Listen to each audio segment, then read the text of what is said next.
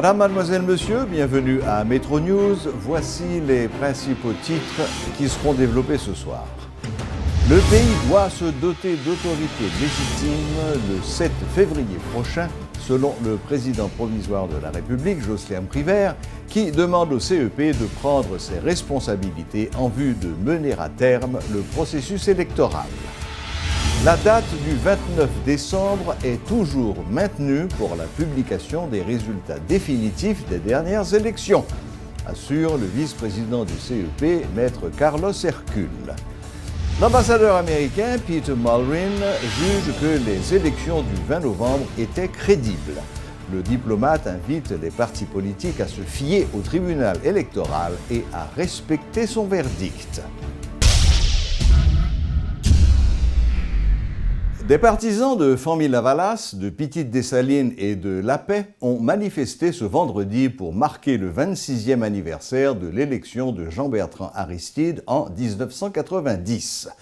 Les partisans de ces formations politiques ont profité de ce mouvement pour dénoncer encore une fois les résultats préliminaires des élections du 20 novembre. Ils exigent toujours la vérification des procès-verbaux. Les deux branches de la manifestation ont convergé vers le CEP à Pétionville. Arrivés sur place, les chefs de file du mouvement ont adressé un message à l'organisme électoral. Notons qu'au moment de sa dissolution, la manifestation, qui s'était jusque-là déroulée sans incident majeur, a pris une toute autre tournure. Des manifestants ont cassé les pare-brises de plusieurs véhicules en stationnement au niveau de Morne-Lazare. Ils ont également déversé des détritus dans les rues, paralysant ainsi la circulation. La police a procédé à l'arrestation de plusieurs d'entre eux.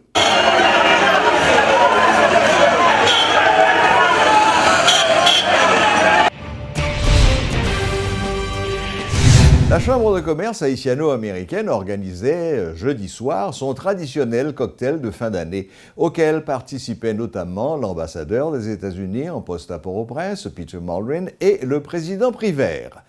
La Chambre américaine de commerce salue les efforts consentis par le CEP et le gouvernement afin de doter le pays d'autorités légitimes issues d'élections crédibles. Le président de la AmCham, qui dit souhaiter que les nouveaux élus puissent être des rassembleurs, invite le secteur privé à encadrer les prochains dirigeants afin de consolider l'avenir de la société. Carl Auguste Boisson estime par ailleurs que le pays a souffert des tumultes de 2016. L'homme d'affaires dit espérer que 2017 soit une meilleure année. Nous nous réjouissons que la première partie du processus électoral se soit déroulée dans l'ordre et le respect de la loi. Et nous profitons de cette occasion pour publiquement féliciter le Conseil électoral et le gouvernement de la République pour cet effort appréciable.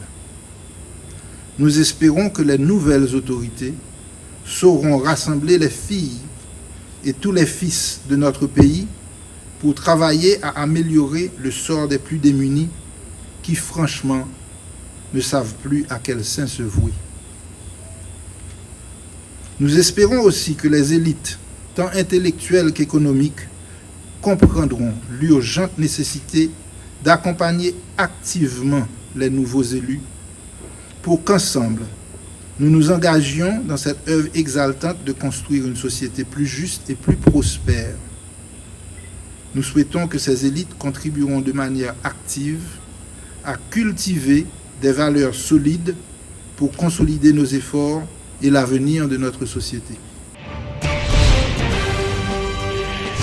L'ambassadeur des États-Unis en Haïti se dit inquiet des mouvements de rue enregistrés suite à la publication des résultats préliminaires de la présidentielle. Peter Mulrin, qui juge les élections du 20 novembre crédibles, invite les partis politiques à se fier au tribunal électoral et à respecter son verdict. Le diplomate américain rappelle aux acteurs politiques qu'Haïti a besoin de stabilité pour que l'année 2017 soit meilleure que celle de 2016. L'ambassadeur a rencontré la presse en marge du cocktail de fin d'année organisé par la AmCham. Nous avons vu cette année, par rapport aux élections de 2015, une nette amélioration de la qualité Ça s'est déroulé dans une situation paisible, il n'y a pas eu d'incident le jour des élections. Moi, je citais les observateurs et haïtiens et internationaux qui avaient trouvé que les élections étaient crédibles, que c'était bien organisé.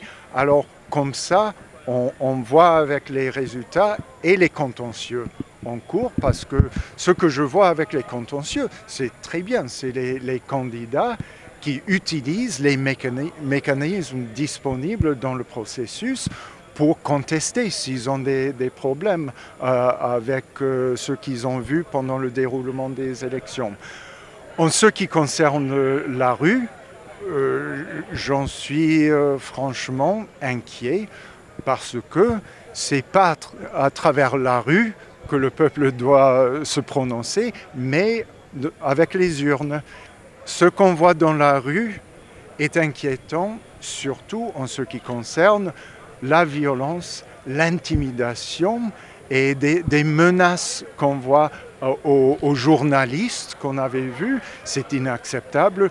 Les casseurs, c'est inacceptable. C'est pas comme ça que le peuple s'exprime.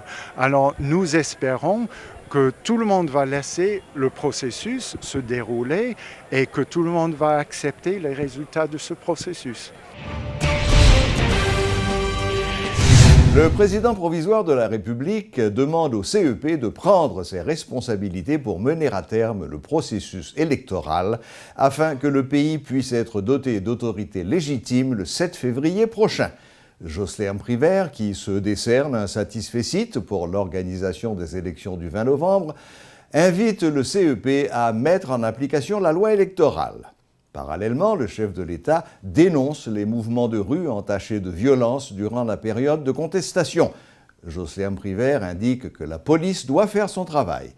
Le président a fait cette déclaration alors qu'il participait au traditionnel cocktail de Noël organisé par la Chambre haïtiano-américaine de commerce, AmCham.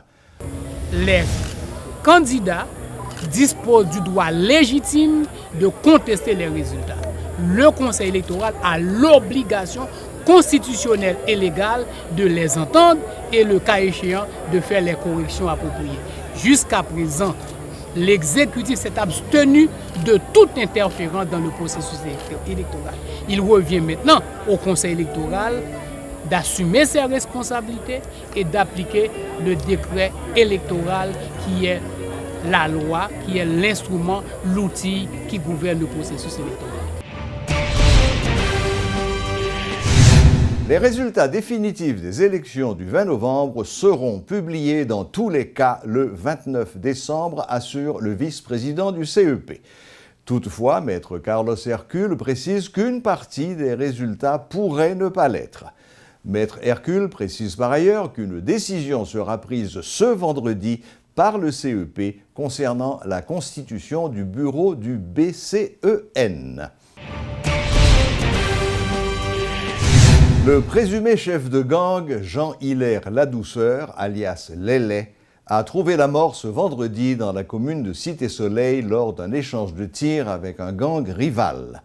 L'information a été confirmée par le porte-parole adjoint de la police nationale, Gary Desrosiers, qui en a profité pour annoncer l'arrestation d'un autre présumé bandit qui serait responsable de la mort du jeune policier Rigaud Claude Clermont, qui a été attaqué puis tué dans sa résidence à Monoville-Juvénat dimanche dernier. L'assassinat de cet agent de la PNH avait provoqué une vive tension au niveau du Juvénat. Rappelons que le maire de Pétionville, Dominique Saint-Roch, est au cœur d'une affaire judiciaire où on retrouve le nom de Lélé. En effet, l'édile, récemment élu, est accusé par la clameur publique d'avoir contraint les policiers à libérer le chef de gang Jean-Hilaire Ladouceur, alias Lélé. Le syndicat progressiste des cultivateurs, SPC, allié du PHTK, se dit confiant que le candidat du parti restera toujours en tête après le verdict du BCEN. Lors d'une conférence de presse ce vendredi, le coordonnateur du SPC a invité les partisans de Famille-Lavalas à abandonner les mouvements de rue qui, selon lui, ne mèneront nulle part. Le PHTK a toujours été en tête. Parce que ça fait me dire ça.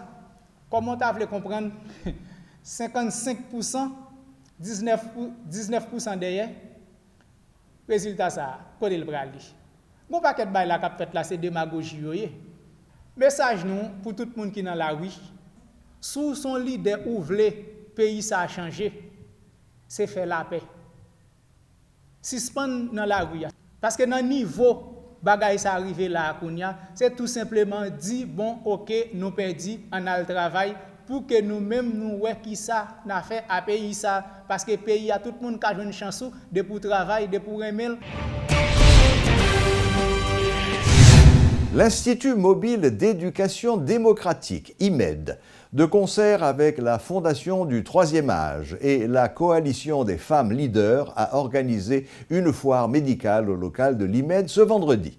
À cette occasion, la directrice exécutive de l'IMED, Ketli Julien, a indiqué que cet événement entrait dans le cadre des différentes activités de solidarité prévues par ces organisations pour cette fin d'année.